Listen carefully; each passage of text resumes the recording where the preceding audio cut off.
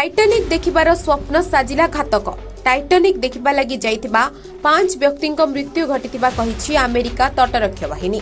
फलरे गत 28 तारिखरु सेमानकु उद्धार करिबा लागि चलिथिबा मेगा रेस्क्यू ऑपरेशन निष्फल होइछि। गभीर समुद्ररु सबमरीन ध्वंसावशेष ठाब हेबा परे समस्त यात्रीଙ୍କ मृत्यु घटिथिबा कहिछि कोस्ट गार्ड। टाइटानिक बुड़ीथिबा स्थलरु 1600 फुट बा 488 मीटर दूर रे सबमरीन टाइटन ध्वंसावशेष ठाब होइछि। एही टूर पाई प्रत्येक यात्रीଙ୍କ ठारू 2 कोटी लेखाएं टंका नेथिला कंपनी। जून 18 तारिख रे बुड़ा जहाज यात्रा आरंभ करिथिबा बेले 1.5 घंटा परे यह राडार बाहर को चली जाइथिला। उद्धार कार्य रे नियोजित थिले अमेरिका कोस्ट गार्ड, कनाडार सामरिन विमान, फ्रांस रो जहाज। टेली गाइडेड रोबोट भी संधान रे विफल होइथिला। सबमरीन रे रहितबा यात्रीଙ୍କ मध्यरे थिले ब्रिटिश अर्बुदपति हामिश हार्डिंग, पाकिस्तानी कोटिपति शाहजहां दाऊद और पुअ सुलेमान।